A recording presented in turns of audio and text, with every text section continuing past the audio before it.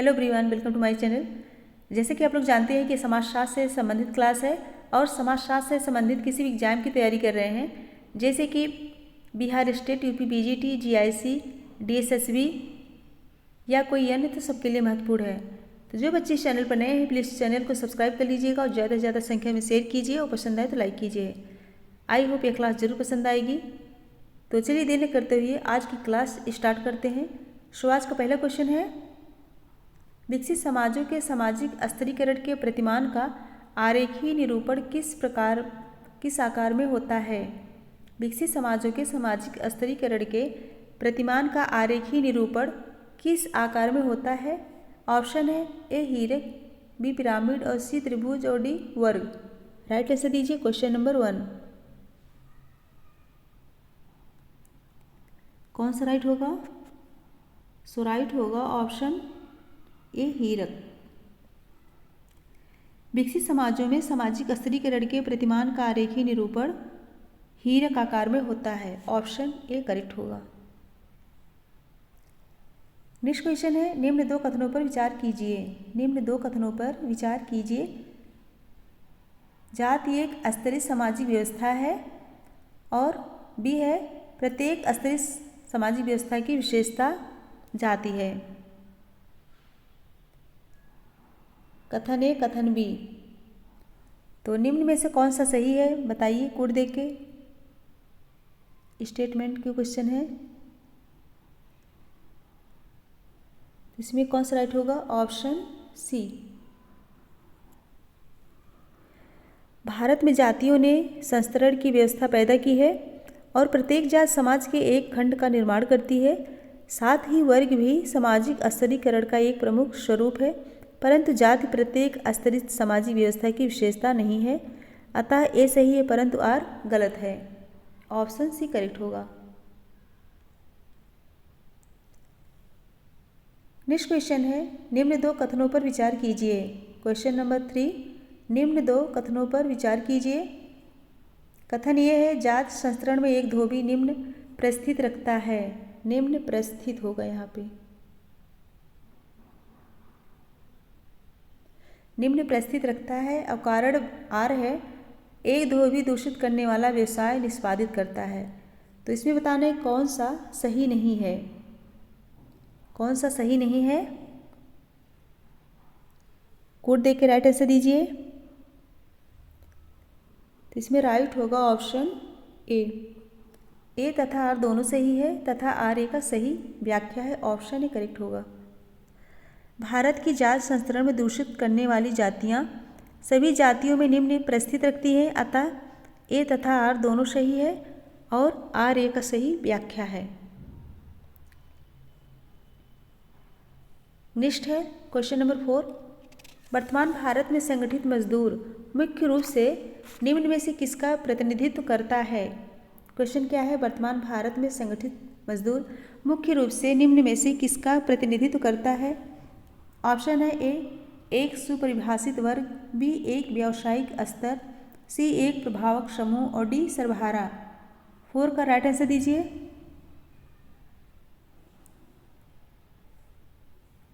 सो right होगा option A एक सुपरिभाषित वर्ग। वर्तमान भारत में संगठित मजदूर मुख्य रूप से एक सुपरिभाषित वर्ग का प्रतिनिधित्व करता है। जन्म के अतिरिक्त किसी भी आधार पर समाज में समूहों का निर्माण वर्ग कहलाता है, जिनकी सामाजिक परिस्थिति एक समान होती है। ऑप्शन ए करेक्ट होगा। नेक्स्ट क्वेश्चन है, एक बहुजातीय भारतीय ग्राम में एक हरिजन परिवार एक ब्राह्मण परिवार की जीवन शैली का अनुसरण करने का प्रयास करता है। परिणामतः हरिजन परिवार की जीवन शैली में कुछ परिवर्तन घटित होते हैं। समाजशास्त्रीय भाषा शैली में ऐसे परिवर्तनों को निम्न में से किस पर आरोपित करता है। ऑप्शन है ए अनुकरण, बी संस्कृतिकरण और सी संस्कृति ग्रहण और डी पर संस्कृति ग्रहण। राइट आंसर दीजिए।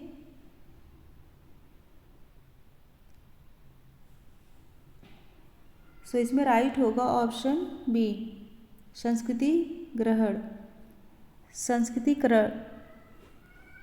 संस्कृतिकरण राइट होगा।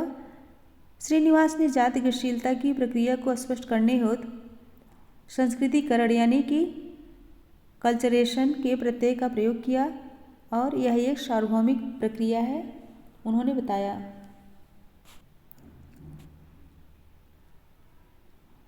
नेक्स्ट क्वेश्चन है सूची 1 को सूची 2 से सुमेलित कीजिए। सूची 1 को सूची 2 से सुमेलित कीजिए। एंटोनियो ग्रामची किससे मिलान होगा? मानसिक उपज। और कार्ल मार्क्स लंपट सर्वहारा वर्ग। डब्ल्यू लॉयड वार्नर प्रस्थित ख्याति। मैक्स वेबर जीवन अवसर। कौन सा ऑप्शन राइट होगा? ऑप्शन बी यह करेक्ट होगा। अच्छे से पढ़ लीजिएगा इसको बाद में। सो नेक्स्ट क्वेश्चन है व्यक्ति के वर्ग का निर्धारण होता है। व्यक्ति के वर्ग का निर्धारण होता है। ऑप्शन है उसके व्यवसाय द्वारा, और बी है उसकी जन्म द्वारा, सी उसकी जाति द्वारा, और डी उसकी सामाजिक परिस्थिति द्वारा। राइट आंसर दीजिए क्वेश्चन नंबर 7। तो राइट होगा ऑप्शन डी, उसकी सामाजिक परिस्थिति द्वारा। ऑप्शन डी करेक्ट होगा। बीयरस्टेड ने वर्ग निर्धारण के 7 आधारों का उल्लेख किया है। संपत्ति, धन एवं आय, परिवार एवं नातेदारी, निवास की स्थिति, निवास स्थान की अवधि, व्यवसाय की प्रकृति, शिक्षा एवं धर्म। नेक्स्ट क्वेश्चन है जनजातीय समाजों में अवस्था समुच्चय को निम्न में से किसका एक आधार माना जाता है? अवस्था समुच्चय को निम्न में से किसका एक आधार माना जाता है? क्या है अवस्था समुच्चय? ऑप्शन है ए सामाजिक विनिधान, बी सामाजिक विभेदीकरण, सी सामाजिक गणना, और डी सामाजिक स्तरीकरण। राइट आंसर दीजिए।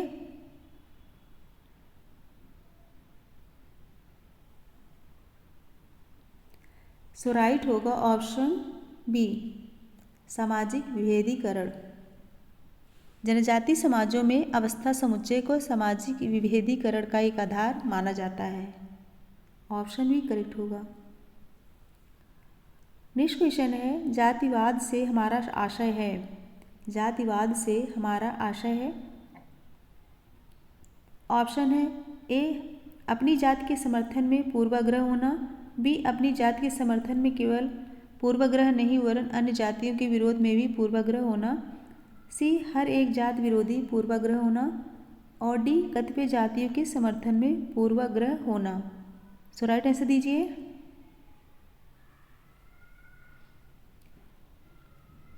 इसमें राइट होगा ऑप्शन बी। जातिवाद से हमारा आशय अपनी जाति के समर्थन में केवल पूर्वाग्रह नहीं वरन अन्य जातियों के विरोध में भी पूर्वाग्रह होना है। ऑप्शन बी करेक्ट होगा। नेक्स्ट क्वेश्चन है मैक्स वेबर के अनुसार एक परिस्थिति समूह वह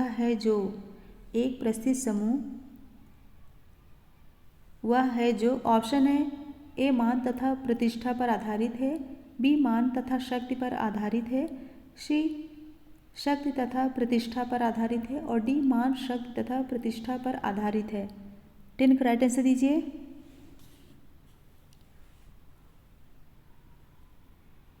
सो राइट होगा ऑप्शन डी मान शक्ति तथा प्रतिष्ठा पर आधारित। Option D. मैक्स वेबर के अनुसार एक परिस्थिति समूह वह है जो कि मान शक्ति तथा प्रतिष्ठा पर आधारित है। वेबर भी स्तरीकरण उत्पन्न करने में मार्क्स की भांति वर्गों के महत्व को स्वीकार करते हैं। नेक्स्ट क्वेश्चन है मैक्स वेबर के अनुसार स्तरीकरण के निम्न 3 आधार क्या है? मैक्स वेबर के अनुसार स्तरीकरण के निम्न 3 आधार क्या है? ऑप्शन है ए वर्ग शक्ति तथा शिक्षा, बी शक्ति परिस्थिति तथा शक्ति, सी वर्ग परिस्थिति तथा शक्ति, और डी वर्ग परिस्थिति तथा शिक्षा। सो राइट आंसर दीजिए क्वेश्चन नंबर 11। तो राइट आंसर होगा ऑप्शन सी वर्ग परिस्थिति तथा शक्ति। मैक्स वेबर के अनुसार स्तरीकरण के 3 आधार हैं, कौन कौन से? वर्ग, परिस्थिति तथा शक्ति। ऑप्शन सी करेक्ट होगा। नेक्स्ट क्वेश्चन है, निम्नलिखित में से कौन सी एक सामाजिक स्तरीकरण की सर्वाधिक महत्वपूर्ण विशेषता है? कौन सी सामाजिक स्तरीकरण की सर्वाधिक महत्वपूर्ण विशेषता है? सो ऑप्शन है सामाजिक विभेदीकरण, सामाजिक श्रेणीकरण, भौगोलिक वियोजन, सांस्कृतिक विविधता। कौन सा राइट होगा? Question number 12। तो राइट होगा ऑप्शन बी, सामाजिक श्रेणीकरण। स्तरीकरण द्वारा प्रत्येक व्यक्ति का समाज में स्थान निर्धारित किया जाता है और व्यक्ति की परिस्थिति के अनुसार ही उसे कार्य भी सौंपे जाते हैं। सो ऑप्शन बी करेक्ट होगा। फ्रेंड्स, एक बार सभी लोग फटाफट लाइक कर दीजिए और लाइक के साथ शेयर भी कर दीजिए, जिससे ज़्यादा से ज़्यादा संख्या में बच्चे जुड़ सकें और पढ़ सकें। सो नेक्स्ट क्वेश्चन है, क्वेश्चन नंबर 13। समाजशास्त्र में भूमिका की अवधारणा का संबंध होता है। समाजशास्त्र में भूमिका की अवधारणा का संबंध होता है। ऑप्शन है व्यक्ति की स्थिति संबंधी पक्ष से, बी स्थिति के अचल पक्ष से, सी परिस्थिति के व्यवहारिक संघटक से और डी व्यवहार के मानकात्मक पक्ष से। 13 का राइट आंसर दीजिए। इसमें राइट होगा ऑप्शन सी, परिस्थिति के व्यवहारिक संघटक से। ऑप्शन सी करेक्ट होगा। समाजशास्त्र में भूमिका को परिस्थिति का गतिशील या व्यवहारिक पहलू माना जाता है और डेविस के अनुसार भूमिका वह ढंग है जिसके द्वारा व्यक्ति अपनी स्थिति संबंधी आवश्यकताओं की पूर्ति करता है। ऑप्शन सी करेक्ट होगा। नेक्स्ट क्वेश्चन है, आधुनिक समाज शासित है। आधुनिक समाज शासित है। ऑप्शन है ए अधिसमयों द्वारा, बी विधि शासन द्वारा, सी दैवी शक्ति द्वारा और डी भौतिक बल द्वारा। राइट आंसर दीजिए। Question number 14।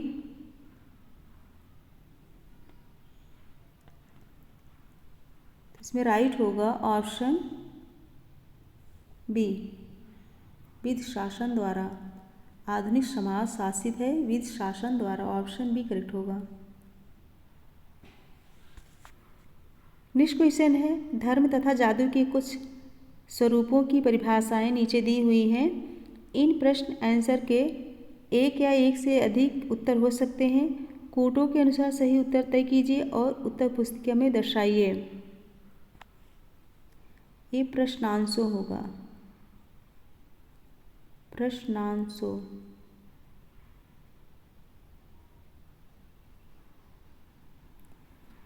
तो इसमें जो है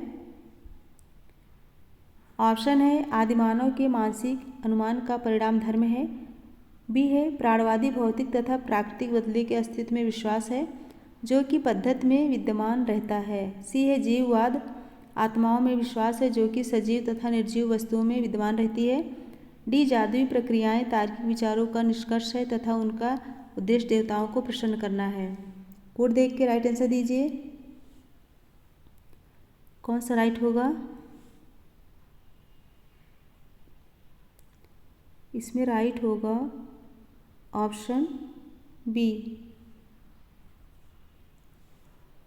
प्राणवादी भौतिक तथा प्राकृतिक बदले के अस्तित्व में विश्वास करता है जो कि पद्धति में विद्यमान रहता है और जादुई प्रक्रियाएं तार्किक विचारों का निष्कर्ष है तथा उनका उद्देश्य देवताओं को प्रसन्न करना है। ऑप्शन बी करेक्ट होगा।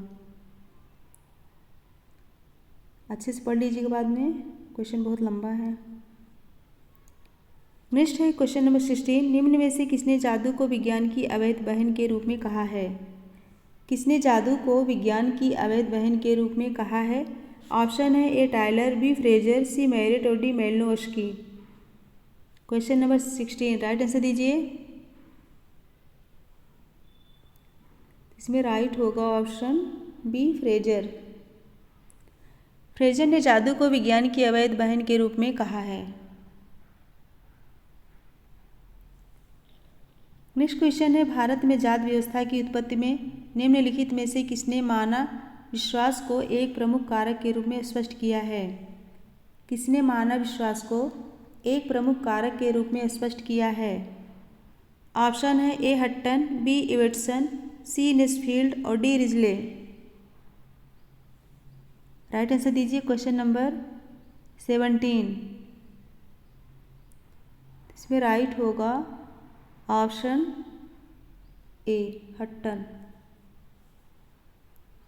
आदिम संस्कृत या मानक सिद्धांत का प्रतिपादन हट्टन ने वर्ष 1861 में किया था और उन्होंने विभिन्न जातियों के बीच पाए जाने वाले विवाह एवं खान पान संबंधी निषेधों को समझाने के लिए मानक का सहारा लिया। किस सन में किया था? 1861 में।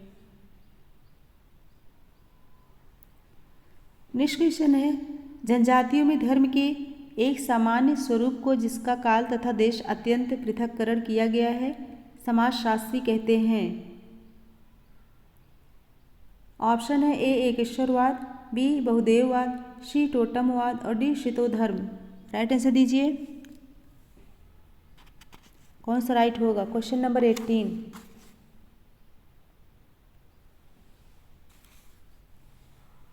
ऑप्शन सी टोटमवाद। जनजातियों में धर्म के एक समान स्वरूप को जिसका काल तथा देश अत्यंत पृथक्करण किया गया है समाजशास्त्री उसे टोटमवाद कहते हैं। ऑप्शन सी करेक्ट होगा। नेक्स्ट क्वेश्चन है, निम्नलिखित धर्मों में से कौन एक ईश्वराभिमुखी नहीं है? कौन एक ईश्वराभिमुखी नहीं है? ऑप्शन है ए हिंदू धर्म, बी ईसाई धर्म, सी बौद्ध धर्म और डी इस्लाम धर्म। राइट आंसर दीजिए क्वेश्चन नंबर 19।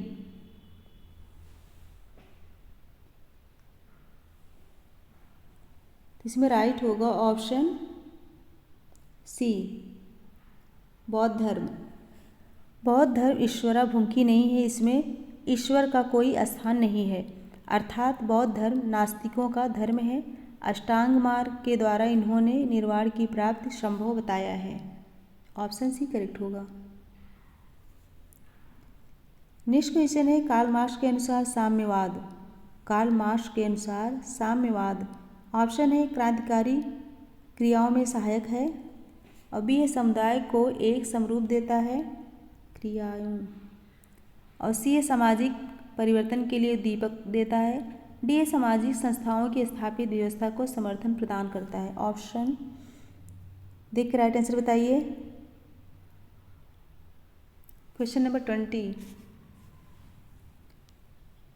इसमें राइट होगा ऑप्शन ए क्रांतिकारी क्रियाओं में सहायक है। मार्क्स के साम्यवादी घोषणा पत्र में कहा गया है, साम्यवाद अपने शाब्दिक अर्थ में क्रांतिकारी प्रणाली का सिद्धांत है।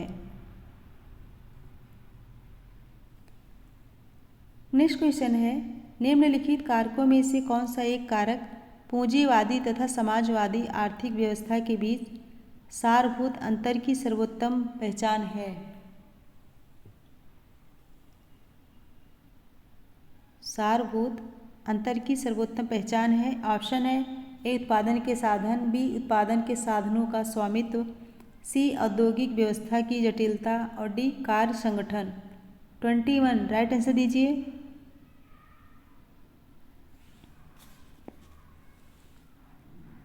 राइट होगा ऑप्शन बी उत्पादन के साधनों का स्वामित्व। पूंजीवादी व्यवस्था में उत्पादन के साधनों पर व्यक्ति का पूर्ण अधिकार होता है, जबकि समाजवादी उस पर समाज अथवा राज्य का नियंत्रण चाहते हैं। नेक्स्ट क्वेश्चन है, निम्नलिखित युक्तिमूलक वैध सत्ता से संबंधित कथन है, इनमें से कौन सही है? निम्नलिखित युक्तिमूलक वैध सत्ता से संबंधित कथन है, इनमें से कौन सही है? ऑप्शन है यह अधिकारी के द्वारा गृहीत पद में निहित है, बी यह समरूपता पर बल देती है, सी जनसाधारण के अधिकारी के प्रति अनुग्रह के कारण यह कार्य करती है, डी यह व्यक्ति पर निर्भर करती है जो पद पर आसीन है। 22 राइट आंसर दीजिए।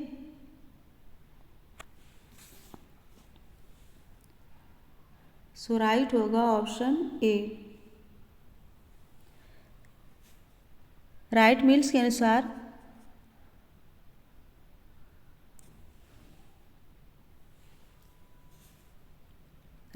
के अनुसार बराबरी के लोगों के बीच राजनीति संभव नहीं है। राजनीति के लिए सत्ता की दृष्टि से उच्च अधिकार प्राप्त और उनके मातहत को होना अनिवार्य है।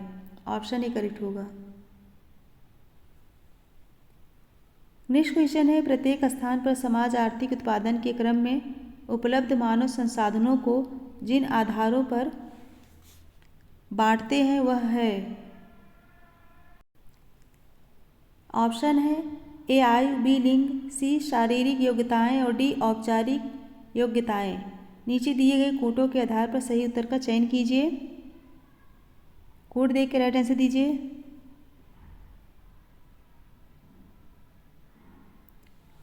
कौन सा राइट होगा? Option D. Option D correct होगा। आयु, लिंग, शारीरिक योग्यताएं, औपचारिक योग्यताएं। उपलब्ध मानव संसाधनों को जिन आधारों पर बांटते हैं वह है आयु, लिंग, शारीरिक योग्यताएं और औपचारिक योग्यताएं। ऑप्शन डी करेक्ट होगा। नेक्स्ट क्वेश्चन है, निम्न कथनों पर विचार कीजिए। कथन ए, परिवार एक प्राथमिक सामाजिक इकाई है, और बी है परिवार अपने सदस्यों का संरक्षण करता है, उन्हें आर्थिक समर्थन प्रदान करता है। निम्न में से कौन सा सही है? कोड देख के राइट आंसर दीजिए। सो राइट होगा ऑप्शन बी। ए और आर दोनों सही, परंतु ए आर का सही व्याख्या नहीं है। एक सामाजिक सांस्कृतिक पर्यावरण के रूप में परिवार अपने सदस्यों के जीवन को समाजीकरण की प्रक्रिया द्वारा प्रभावित करता है तथा सदस्यों के व्यवहारों का नियमन करता है। यह समाज की प्राथमिक इकाई है। और मर्डा के अनुसार इसके जो है प्रमुख प्रकार कौन कौन से हैं? यौनगत, प्रजनात्मक, आर्थिक तथा शैक्षणिक।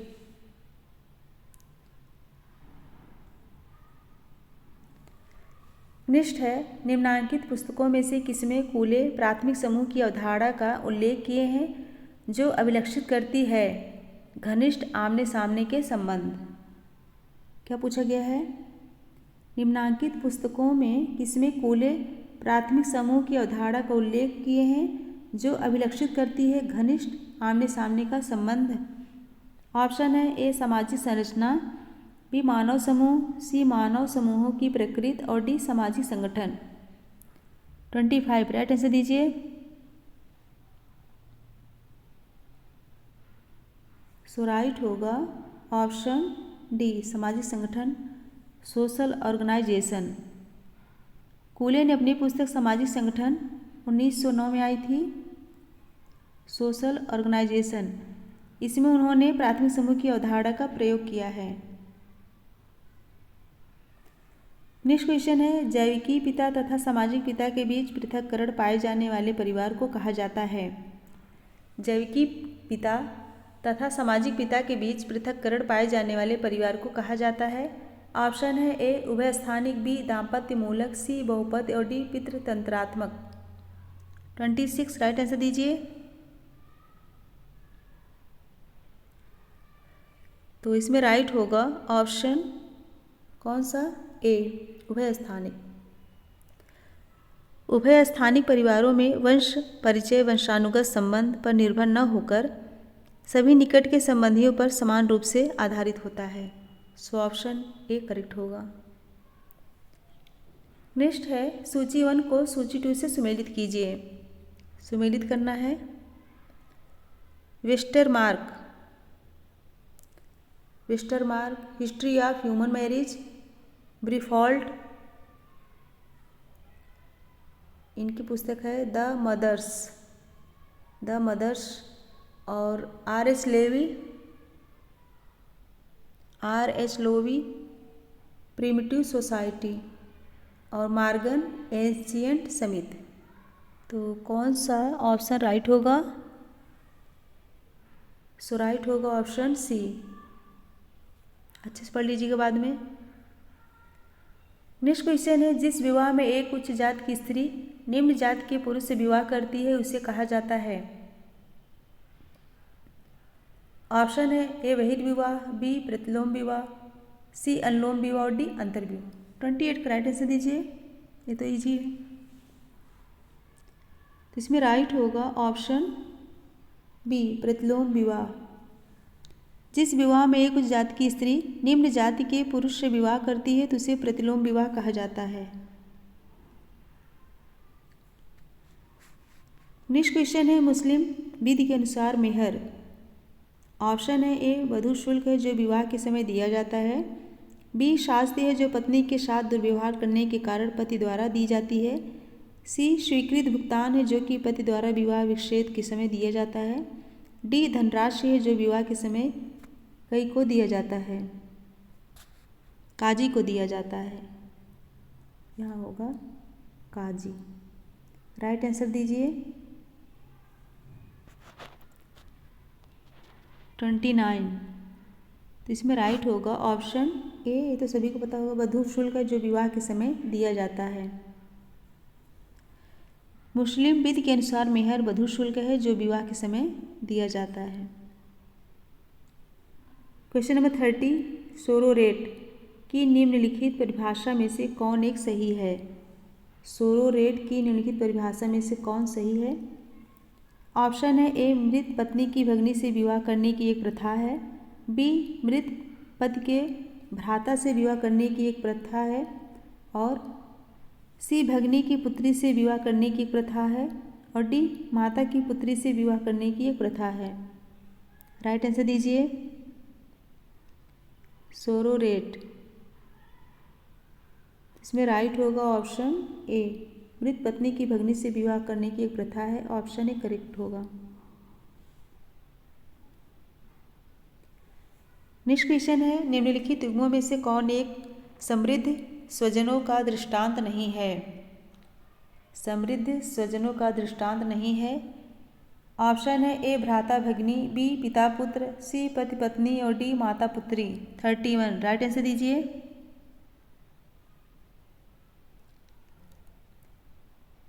ऑप्शन सी,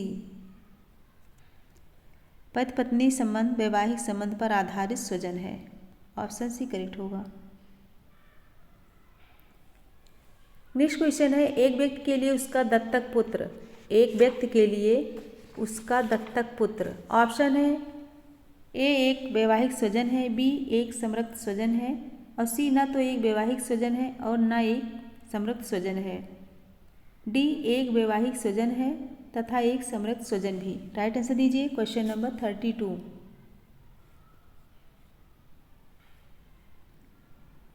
तो सो राइट होगा ऑप्शन सी,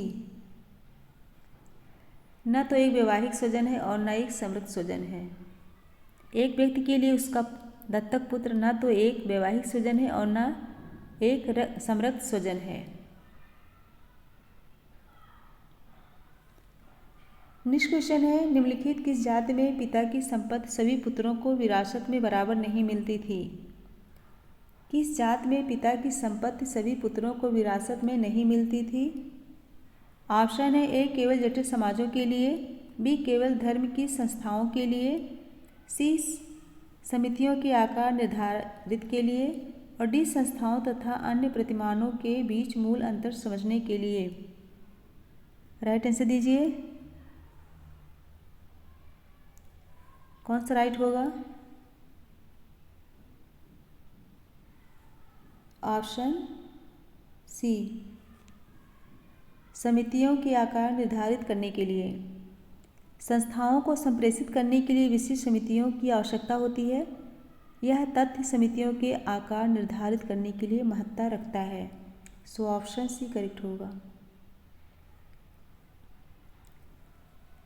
नेक्स्ट क्वेश्चन है, आवास का वह नियम जिसमें एक विवाहित युगल वर की माता के भाई के साथ रहने के लिए कहा जाता है। आवास का वह नियम जिसमें एक विवाहित युगल वर की माता के भाई के साथ रहने के लिए कहा जाता है। ऑप्शन है ए पत्नी स्थानिक, बी पति स्थानिक, सी मातुल स्थानिक और डी नव स्थानिक। 34 राइट आंसर दीजिए क्वेश्चन नंबर 34।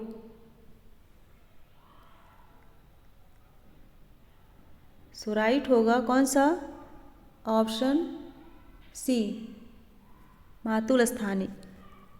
मातुल स्थानिक परिवार की प्रथा ट्रोबियान द्वीपवासियों में प्रचलित है। इसमें भांजा विवाह के बाद अपनी पत्नी सहित मामा के यहाँ रहने वाला चला जाता है। कहाँ चला जाता है? मामा के यहाँ, माँ के भाई के यहाँ। नेक्स्ट क्वेश्चन है, निम्न दो कथनों पर विचार कीजिए। निम्न दो कथनों पर विचार कीजिए। कथन ए है, सम्भ्रात वर्ग का उदय एक औपचारिक संगठन के रूप में होता है। और कारण आर है, औपचारिक संगठनों में प्रतिभाशाली नेताओं की आवश्यकता होती है। बताना है कौन सा सही है। कोड देख के राइट आंसर दीजिए।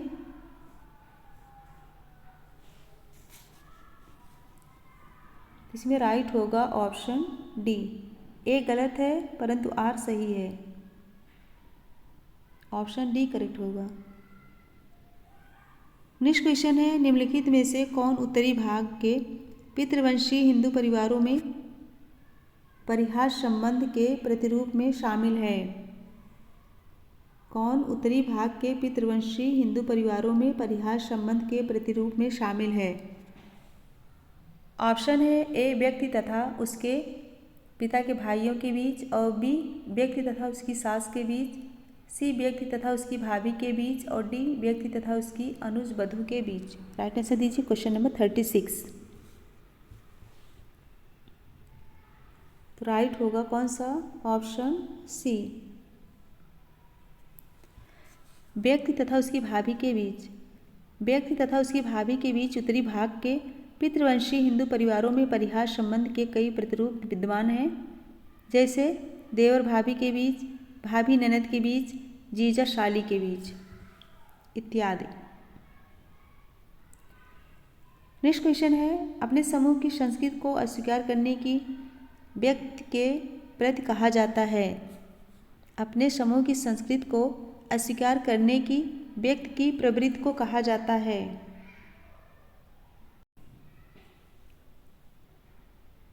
ऑप्शन है ए, अहम केंद्रवाद, बी, उद्ग्रीत राष्ट्रवाद, और सी, धार्मिक कट्टरता, और डी, विदेशी केंद्रीयता। क्वेश्चन नंबर 37 राइट आंसर दीजिए। सो राइट होगा ऑप्शन कौन सा? ए, अहम केंद्रवाद। अपने समूह की संस्कृति को अस्वीकार करने की व्यक्ति की प्रवृत्ति जो है अहम केंद्रवाद कहा जाता है। नेक्स्ट क्वेश्चन है, कुछ समुदायों में माता तथा उसकी भगिनी के लिए समान शब्दावली का प्रयोग किया जाता है। निम्नलिखित में से यह प्रचलन किसका परिचालक है? ऑप्शन है देवर अधिकार, बी, बहुपत्नी प्रथा, सी, शाली विवाह, और डी, बहुपद प्रथा। राइट आंसर दीजिए क्वेश्चन नंबर 38। सो राइट होगा कौन सा? ऑप्शन सी, शाली विवाह। जिन समाजों में शाली विवाह का प्रचलन है वहाँ प्रथा के रूप में एक व्यक्ति को अपनी पत्नी की सभी बहनों से विवाह करना पड़ता है। ऑप्शन सी करेक्ट होगा। नेक्स्ट क्वेश्चन है, उस प्रक्रिया को जिसके द्वारा एक विशिष्ट सांस्कृतिक समूह के सांस्कृतिक लक्षण दूसरी संस्कृति में फैल जाते हैं कहा जाता है। उस प्रक्रिया को जिसके द्वारा एक विशिष्ट सांस्कृतिक समूह के सांस्कृतिक लक्षण दूसरी संस्कृति में फैल जाते हैं कहा जाता है। ऑप्शन है ए, उद्विकास, बी, समीकरण, सी, समंजन, और डी, मिश्रण। राइट आंसर दीजिए क्वेश्चन नंबर 39। कौन सा राइट होगा? ऑप्शन डी, विसरण। यह विसरण होगा।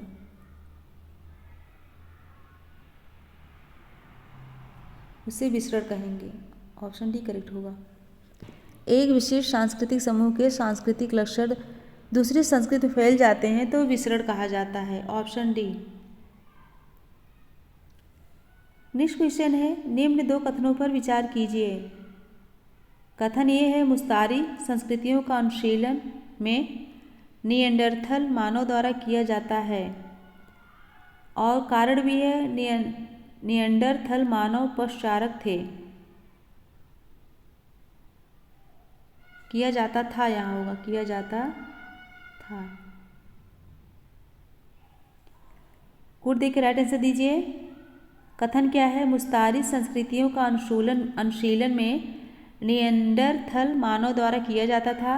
और बी है निएंडरथल मानव पशुचारक थे। राइट आंसर दीजिए। तो इसमें राइट होगा ऑप्शन सी, ए सही है, आर गलत है। मुस्तारी संस्कृतियों का अनुशीलन निएंडरथल मानव द्वारा किया जाता था। वे शिकारी थे तथा मानव संस्करण करते थे, अतः ए सही है और आर गलत है। नेक्स्ट क्वेश्चन है, एक स्त्री का अपने पति के भाई से विवाह कहलाता है। एक स्त्री का अपने पति के भाई से विवाह कहलाता है। ऑप्शन है ए शाली विवाह, बी बहुपद प्रथा, सी देवर अधिकार और डी भ्राता भगिनी संतत विवाह। 41 10 क्वेश्चन और है, फटाफट कर लीजिए। कौन सा राइट होगा? ऑप्शन सी देवर विवाह। देवर विवाह अथवा इसे क्या कहते हैं? लेविरेट विवाह। जब एक भाई की मृत्यु हो जाती है तो उस विधवा से दूसरा भाई विवाह कर लेता है, उसे हम लेविरेट विवाह कहते हैं या देवर विवाह। नेक्स्ट है, सांस्कृतिक परिवर्तन में निम्नलिखित में से कौन सा अनुक्रम घटित होता है? सांस्कृतिक परिवर्तन में निम्नलिखित में से कौन सा अनुक्रम घटित होता है? ऑप्शन है ए विसरण, समीकरण तथा पर संस्कृति ग्रहण, बी पर संस्कृति ग्रहण, प्रति संस्कृति ग्रहण तथा समीकरण, सी है प्रति संस्कृति ग्रहण, समीकरण तथा विसरण और डी है विसरण पर संस्कृति ग्रहण और सात्मीकरण। 42 राइट आंसर दीजिए। कौन सा राइट होगा? ऑप्शन डी विसरण पर संस्कृति ग्रहण तथा सात्मीकरण। ऑप्शन डी करेक्ट होगा। सांस्कृतिक हस्तांतरण के दौरान सांस्कृतिक तत्वों के मूल स्वरूप में परिवर्तन आ जाता है, क्योंकि ग्रहण करने वाला समूह अपनी आवश्यकता के अनुरूप उसे बदल देता है। ऑप्शन डी करेक्ट होगा। नेक्स्ट क्वेश्चन है, उस समाजशास्त्री का नाम बताइए जिसने समूह का वर्गीकरण अंतः समूह तथा बाह्य समूह श्रेणियों में किया है। ऑप्शन है ए मर्टन, बी आगबन, सी समनर और डी कूले। ये तो इजी है। इसमें राइट होगा ऑप्शन सी समनर द्वारा प्रस्तुत अंतः समूह तथा बाह्य समूह एक दूसरे के विपरीत विशेषताओं वाले समूह न होकर हम और वे की भावना पर आधारित होते हैं। नेक्स्ट है, जब निर्जातीय समूह में अपना सांस्कृतिक अस्तित्व तथा अंतर कायम रहता है किंतु यह शांतिपूर्वक सह अस्तित्व रखते हैं, इसे कहते हैं। जब निर्जातीय समूह में अपना सांस्कृतिक अस्तित्व तथा अंतर कायम रहता है किंतु यह शांतिपूर्वक सह अस्तित्व रखते हैं, इसे कहते हैं। ऑप्शन है ए सम्मिश्रण और बी समीकरण, सी अलगाव, डी सांस्कृतिक बहुलवाद। राइट आंसर दीजिए। Question number 44। इसमें राइट होगा ऑप्शन ए सम्मिश्रण। जब निर्जातीय समूहों में अपना सांस्कृतिक अस्तित्व तथा अंतर कायम रहता है किंतु वे शांतिपूर्वक सह अस्तित्व रखते हैं, इसे सम्मिश्रण कहते हैं। ऑप्शन ए करेक्ट होगा। नेक्स्ट है, अंग्रेजी तथा भारतीय संस्कृतियों के एक दूसरे पर पारस्परिक प्रभाव को किस प्रत्यय द्वारा व्यक्त किया जाता है? अंग्रेजी तथा भारतीय संस्कृतियों के एक दूसरे पर पारस्परिक प्रभाव को किस प्रत्यय द्वारा व्यक्त किया जाता है? ऑप्शन है ए समंजन, बी पर संस्कृति ग्रहण, सी पश्चिमीकरण और डी समीकरण। राइट आंसर दीजिए। Question number 45। सो राइट होगा ऑप्शन बी पर संस्कृति ग्रहण। अंग्रेजी तथा भारतीय संस्कृतियों के एक दूसरे पर पारस्परिक प्रभाव को पर संस्कृति ग्रहण प्रत्यय द्वारा व्यक्त किया जाता है। फ्रेंड्स, एक बार सभी लोग लाइक कर दीजिए, फटाफट लाइक कर दीजिए और शेयर कर दीजिए, और जो बच्चे इस चैनल पर नए हैं प्लीज़ सब्सक्राइब कर दीजिए। नेक्स्ट है, सांस्कृतिक सापेक्षवाद का अर्थ है कि ऑप्शन है ऐसे सार्वभौमिक सांस्कृतिक प्रतिमानों का न होना जिनका पालन आवश्यक है। बी है व्यक्ति की सामाजिक संस्थाओं के प्रति दृष्टिकोण उसके सांस्कृतिक संदर्भ से रंजित है। और सी है किसी अभिलक्षण के प्रकार तथा अर्थ उसके सांस्कृतिक पर्यावरण के सापेक्ष है। और डी व्यक्ति विश्वास करता है कि उसकी संस्कृति अन्य से श्रेष्ठ है। 46 राइट आंसर दीजिए। तो इसमें राइट होगा ऑप्शन बी, व्यक्ति का सामाजिक संस्थाओं के प्रति दृष्टिकोण उसके सांस्कृतिक संदर्भ से रंजित है। बी करेक्ट होगा।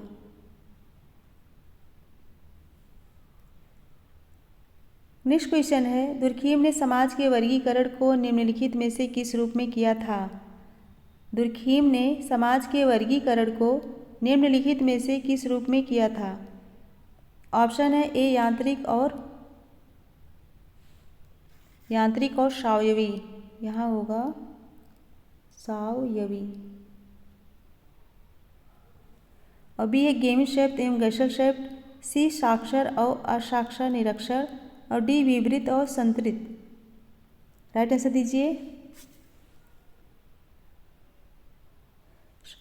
कौन सा राइट होगा? ऑप्शन ए, यांत्रिक और सावयवी। दुर्खीम ने समाज में पाई जाने वाली सामाजिक व्यवस्था को दो वर्गों में बांटा है। पहला है यांत्रिक एकता जो आदिम समाज की विशेषता है, और दूसरा है सावयवी एकता जो आधुनिक समाज की विशेषता है। ये सावयवी है, कंफ्यूज मत होइएगा, सावयवी।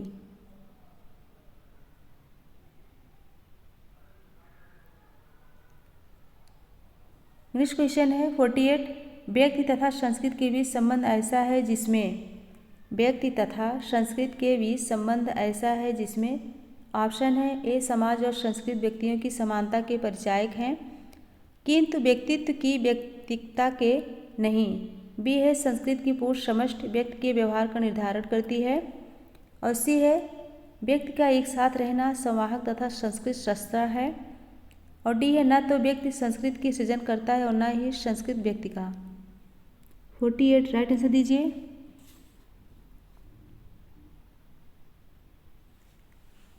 इसमें कौन सा राइट होगा? ऑप्शन बी, संस्कृत की पूर्ण समष्टि व्यक्ति के व्यवहार का निर्धारण करती है। ऑप्शन बी करेक्ट होगा।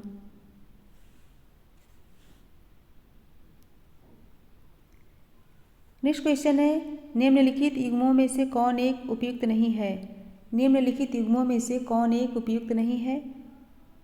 ऑप्शन है ए सामाजिक समूह क्रमबद्ध संबंध, बी समुच्चय किसी का होने की संभावना, और सी प्राथमिक समूह संवेगात्मक आशंक, और डी संदर्भ समूह सदस्यता। राइट आंसर दीजिए।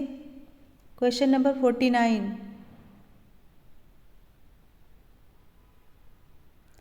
तो इसमें राइट होगा ऑप्शन बी,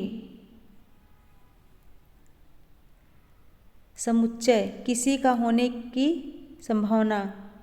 समुच्चय किसी के होने की संभावना उपयुक्त नहीं है, यह असत्य है। नेक्स्ट और लास्ट क्वेश्चन है, तो सभी लोग एक बार लाइक कर दीजिए और शेयर कर दीजिए। निम्नांकित में से कौन सा एक सही है? निम्नांकित में से कौन सा एक सही है? ऑप्शन है ए गोत्र शब्द किसी जनजाति के दो भागों को इंगित करता है। बी है गोत्र किसी जनजाति के खंडों की टोटम संबंधित उत्पत्ति को बताता है। सी है बहिर्विवाह ही गोत्र का एकमात्र प्रकार है। और डी है गोत्र जनजाति में वंशागत के नियमों को नियंत्रित करता है। क्वेश्चन नंबर 50 कौन सा राइट होगा? ऑप्शन डी, गोत्र जनजाति में वंशागत के नियमों को नियंत्रित करता है। ऑप्शन डी करेक्ट होगा। तो फ्रेंड इसके लास्ट में एक क्वेश्चन है, उसका आंसर जरूर दीजिएगा। तो कमेंट करके बताइए आज का क्वेश्चन कैसा था, इजी था कि टफ था? फटाफट कमेंट करके बताइए आज का क्वेश्चन कैसा था। तो मेरे साथ बने रहने के लिए बहुत बहुत धन्यवाद। Thank you so much everyone. और आंसर ज़रूर दीजिएगा। Goodbye and good night.